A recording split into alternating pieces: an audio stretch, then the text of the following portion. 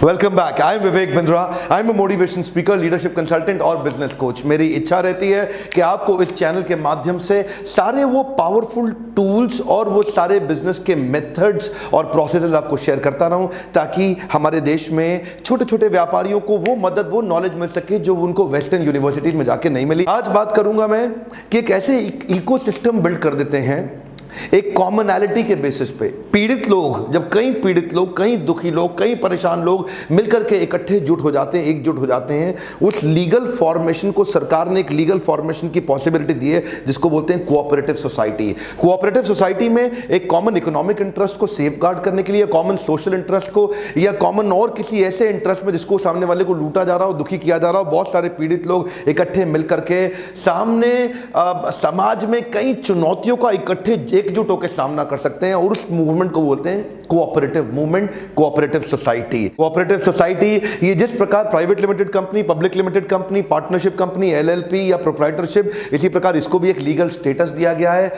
10 या 10 से ज्यादा लोग मिलकर के कोऑपरेटिव सोसाइटी को शुरू कर सकते हैं। इस वीडियो में बहुत जल्दी 5 छोटी छोटी स्टोरीज बताऊंगा जिससे 5 प्रकार के मूवमेंट्स आपको समझ में आएंगे, और हो सकता है ये मूवमेंट अगर आपको समझ में आ गया तो आप भी समाज की भलाई के लिए और अपने बिजनेस की बढ़ोतरी के लिए इसका इस्तेमाल कर सकते हैं। मेरा पहला एग्जाम्पल रहेगा प्रोड्यूसर कोऑपरेटिव की। गोपाल यादव, जो कि झलवा नाम का स्थान इलाहाबाद के नजदीक, वहां पे एक गांव है, वहां पे बांस के पत्तों का पंखा बनाता। अब ये बांस के पत्तों का पंखा क्या, जिस जिस जगह पे इलाके में बिजली नहीं आती वहां हाथ से हिलाकर पंखा झल के आदमी अपने आप को थोड़ा सा सुख दे पाता है, और वो उस पंखे का बड़ा अपने आप में एक मार्केट है, लोगों को चाहिए। लेकिन ये बेचारा जो यादव है, गोपाल यादव, ये उतना पंखा नहीं बना पाता। ये बना के कितना बहुत मेहनत करता, लगाता, बहुत ही मेहनत करता, तो 50 ही पंखा बना पाता है। अब 50 पंखा जाके आसपास गांव में बेच आता है। गांव में परचेजिंग कैपेसिटी कम, गांव में परचेजिंग पावर कम, तो पंखे का पैसा इसको कम मिलता है। इसको पता है जो गांव में ये पंखा 5 रुपए का बेच रहा है, ये बाजार में चला जाएगा तो 25 रुपए का, 30 रुपए का, 35-40 रुपए का बिकेगा। ये जानता है अच्छे से। लेकिन सोचा यार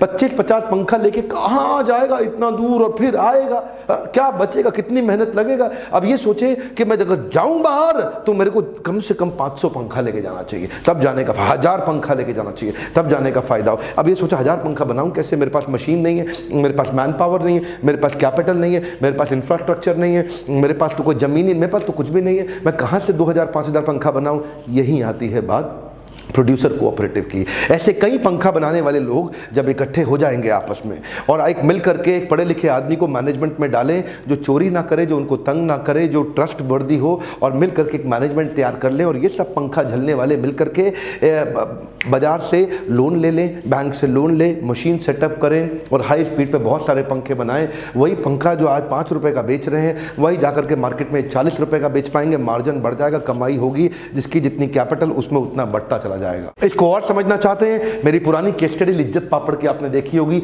अगर नहीं देखी देख लीजिए, मजा आ जाएगा। अमेजिंग केस स्टडी है लिज्जत पापड़ की। Farmers cooperative society. फार्मर्स की पीड़ा को तो आप जानते हैं, आप पहचानते हैं। महाराष्ट्र के अंदर क्या हुआ आपने देखा, मुंबई तक के लोग पहुंच गए। फार्मर्स हमारे देश के आज सुसाइड कर रहे हैं, आत्महत्या कर रहे हैं, कर्जा चुका नहीं पा रहे हैं, जमीनें बेचनी पड़ रही है।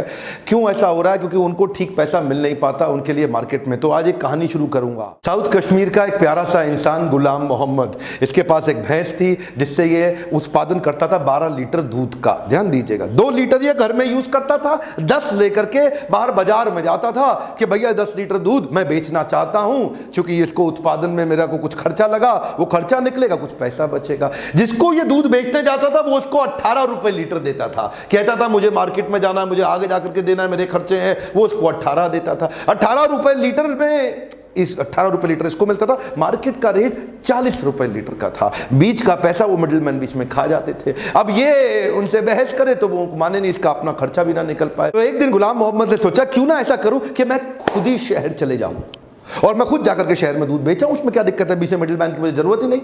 अब वो शहर जाने के लिए उसको चाहिए थी मोटरसाइकिल। मोटरसाइकिल वो खरीदने गया वहां पे साहूकार से मोटरसाइकिल खरीदने गया, तो वहां पे उसको 5% ब्याज पे उसने मोटरसाइकिल दी, यानी कि कर्जा दिया जिससे मोटरसाइकिल खरीदे वो। अब 5% का मतलब हो गया साल का 60% ब्याज के ऊपर लिया, तो वो उसके ऊपर इतना भार पड़ गया जिसका वो अनपढ़ व्यक्ति हिसाब जोड़ नहीं पाया। बहरहाल ये मोटरसाइकिल तो ले आया और दूध 5 दिन का इकट्ठा करता, 50 लीटर दूध लेकर के शहर जाता। शहर में वहां मंडी पे जो आदमी बैठा वो उसको बोलता, ये तेरा कम से कम इसमें 20 लीटर तो खराब हो गया। 50 में तेरा 20 खराब है, इतने दिन से तू रखा हुआ है, तो 30 का पैसा दूंगा, बाकी 20 का दूंगा नहीं।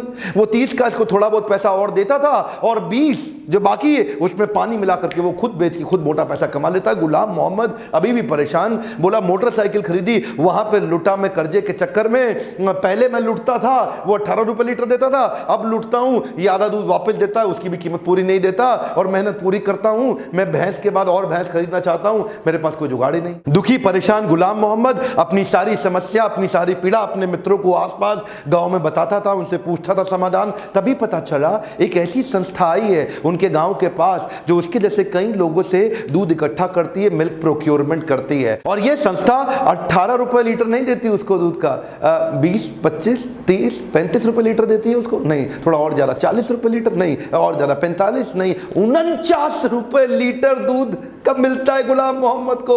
और इस संस्था का नाम क्या है? अमूल। इसको बोलते हैं सहकारिता, इसको बोलते हैं कोऑपरेटिव मूवमेंट, कोऑपरेटिव सोसाइटी की ताकत। अमूल ने ऐसे कई लोगों को व्हाइट रेवोल्यूशन, श्वेत क्रांति के माध्यम से उनको सही पैसा दिलाया। वो पैसा इमीडिएट देता है, कोई उधारी का चक्कर नहीं, पूरा दूध लेता है फ्रेश, रोज आके कलेक्ट करता है। इस गुलाम मोहम्मद को शहर जाने की आवश्यकता नहीं, गुलाम मोहम्मद के घर के नजदीक आ जाता है। इसे कहते हैं सहकारिता। अमूल का आज टर्नओवर 38,000 करोड़ रुपए का, एक अमाउंट कितना, 38,000 करोड़ रुपए का। अमूल हमारा क्लाइंट भी है। और खुशी की बात बताएं, पिछले 7 साल के अंदर अमूल ने 24 रुपए लीटर से रेट को बढ़ा के 49 रुपए लीटर कर दिया, जो आज एक किसान को अमूल देता है। जो किसान, देखिए ध्यान दीजिए, ये इतना पैसा जो अमूल बढ़ा रहा है, मेरा मन करता है अमूल के ऊपर एक पूरी केस स्टडी बना दूं। अगर आप चाहते हैं कि अमूल पे पूरी केस स्टडी सुनना, तो नीचे कमेंट बॉक्स में जरूर बताइएगा। ज्यादा लोगों का कमेंट आएगा तो अमूल पे भी केस स्टडी दूंगा। मेरा तीसरा उदाहरण है housing cooperative society. Housing cooperative society भी बनाई गई है कुछ बिल्डरों के द्वारा, बहुत सताए जाने के कारण, उनके साथ तंग करने के कारण। पीछे एक उदाहरण के रूप में अब तो रेरा कंप्लायंस आ गया। खैर, अगर आप जब भी कोई फ्लैट खरीदना चाहते हैं तो पहले बिल्डर चेक कर लीजिए रेरा कंप्लायंट है कि नहीं है। रेरा कंप्लायंस पे आपकी सुरक्षा बढ़ जाती है। Coming back to the example, 2010 के आसपास एक बिल्डर ने कुछ फ्लैट लॉन्च किए पुणे के पास में, महाराष्ट्र में, और वहीं एक साहब ने, सज्जन ने जाके वहाँ पैसा दिया। अपना 20% देने के लिए उन्होंने अपना 1 BHK फ्लैट बेच करके दे दिया और बाकी का लोन ले लिया। और बोला गया उनको कि 2013 के अंदर उनको फ्लैट मिल जाएगा। 2013 आया तो बोला 2015 में मिलेगा, थोड़ा डिले हो गया। 2015 आया तो बताया मार्केट में बहुत तकलीफें चल रही हैं, 2017 में होगा, 2020 में होगा।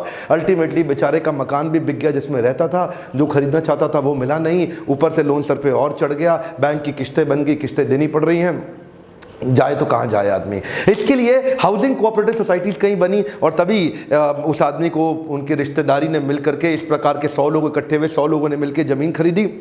उस जमीन पे एक अच्छे बाहर से एफिशिएंट, इफेक्टिव कॉन्ट्रैक्टर को पकड़ा जिसके पास पूरा एक्सपीरियंस था, ऊपर मैनेजमेंट अच्छी बनाई कोऑपरेटिव सोसाइटी में, और उसी ने उनके लिए पूरी सोसाइटी तैयार कर दी। सोसाइटी खड़ी हो गई।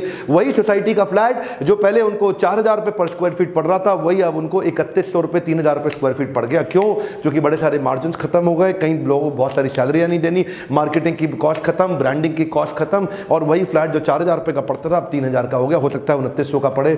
कोऑपरेटिव सोसाइटी में कई बार प्रॉफिट भी हो जाता है, सरकार उस पर टैक्स भी नहीं देती, उसके बेनिफिट भी होते हैं। आप अगर उसमें से कुछ फ्लैट बेच दें तो आपको और ज्यादा इनकम हो जाए, जिसको आप आपस में बाद में उन सारे मेंबर्स के अंदर बांट दें जिन्होंने अपना पैसा इन्वेस्ट किया था। चौथा है क्रेडिट कोऑपरेटिव सोसाइटी। इसके लिए मैं आपको यूपी के अंदर पीलीभीत के पास एक गांव की कहानी सुनाता हूं। एक साहब, अब बेचारे उनके पास, उनको बैंक लोन देता नहीं क्योंकि उनके पास वो क्रेडेंशियल्स भी अवेलेबल नहीं है जिससे बैंक उनके लोन को अप्रूव कर सके। बेटी की शादी आ गई, बेटी की शादी में पैसा चाहिए, गए साहूकार के पास। साहूकार कौन? उस इलाके का पीलीभीत का सबसे बड़ा बाहुबली। बोला ले जाओ पैसे, कोई बात नहीं। ये जाकर के उनसे मांगे 10 लाख रुपए।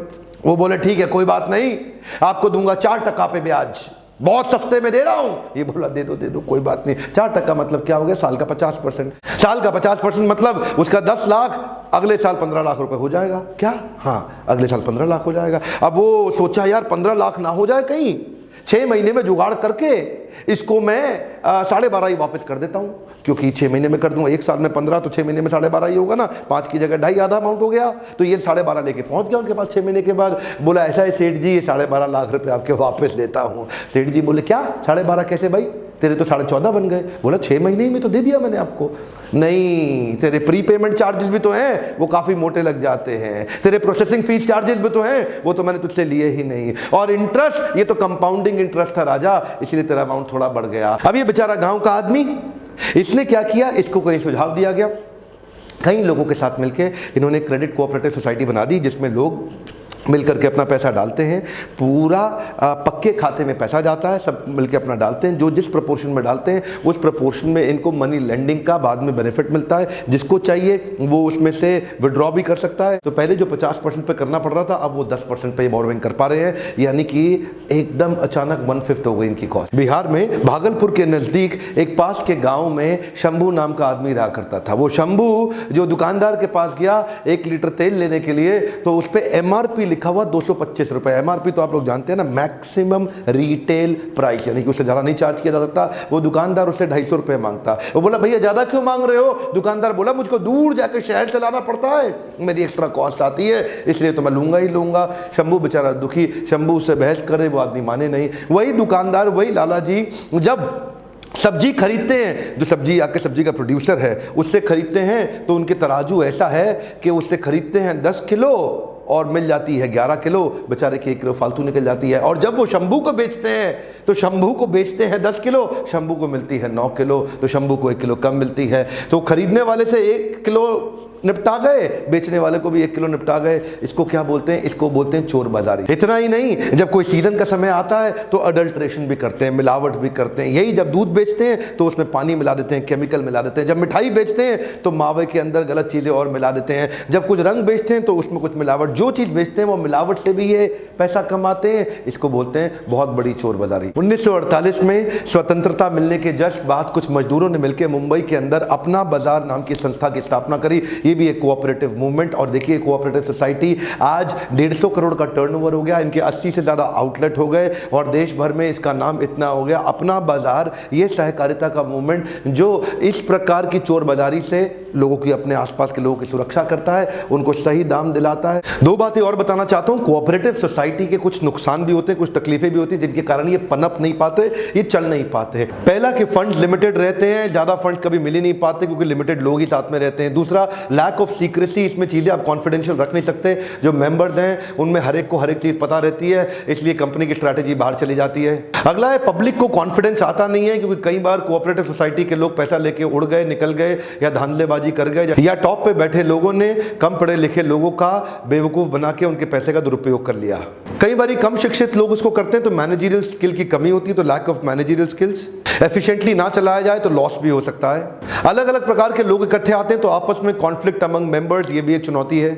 और किसी की पर्सनल बहुत बड़ी कमाई नहीं होती, तो इसलिए लैक ऑफ मोटिवेशन भी एक दिक्कत रहती है। और फाइनली, क्योंकि ये एक लिमिटेड स्कोप की कंपनी है तो लिमिटेड जगह रह जाती है, ये पूरे देश भर में, दुनिया भर में नहीं फैल पाती। बहरहाल इन सब चुनौतियों का सामना करते हुए कई कंपनियां निकली, पूरे देश में, पूरी दुनिया में फैली। अमूल उनमें से उदाहरण है, लिज्जत पापड़ उदाहरण है। आप चाहते हैं क्या उनके ऊपर मैं और उदाहरण और केस स्टडी बनाऊं, तो अमूल के ऊपर पूरी केस स्टडी बनाने की इच्छा तो रखता हूं। और दूसरी बात बताऊंगा, कोऑपरेटिव सोसाइटी बनाने की प्रक्रिया क्या है, उसका मैं नीचे आपको डिस्क्रिप्शन में लिंक दूंगा। आप फेसबुक अकाउंट पर जाइए, वहां पूरा आपको प्रोसेस का शीट मिल जाएगा। अगर आप अपनी कोऑपरेटिव सोसाइटी बनाना चाहते हैं तो किन स्टेप्स को फॉलो करना चाहिए। बहरहाल 100 बात की एक बात, एजुकेशन पे, अपनी लर्निंग पे इन्वेस्ट करना ही चाहिए। मैं कई प्रकार के ट्रेनिंग प्रोग्राम्स कर रहा हूं, जिसमें लीडरशिप फनल भी है। इसके कमेंट बॉक्स के मैंने आपको बता ही दिया। आप अगला केस स्टडी कौन सा देखना चाहेंगे डिस्क्रिप्शन में चेक कर लीजिएगा लिंक। सहकारिता को खोलने और बड़ा करने के लिए किन स्टेप्स को फॉलो करना चाहिए। सब्सक्राइब आसपास सबसे करिए, किसानों को और ऐसे गरीब लोगों को जिनका बहुत शोषण किया जा रहा है, जिनको तंग किया जा रहा है, उनको ये वीडियोस फैलाइए। हो सकता है उनको आइडिया आ जाए और आपस में इकोनॉमिक इंटरेस्ट को प्रोटेक्ट करने के लिए मिलकर वो कोई सहकारिता की ऑर्गेनाइजेशन को चालू भी किया जा सकता है। हर उस आदमी तक इस वीडियो को पहुंचाइए जिसको लगता है कि इस वीडियो से समझ लेकर के, चाहे वो प्रोड्यूसर है, मैन्युफैक्चरर है, फार्मर है, ये कोई भी सोशल रिफॉर्म आप लाना चाहते हैं, याद रखिए बेल आइकन को हिट नहीं करेंगे तो वीडियो का आपको नोटिफिकेशन आएगा नहीं। एक एक लाइक बड़ा कीमती है।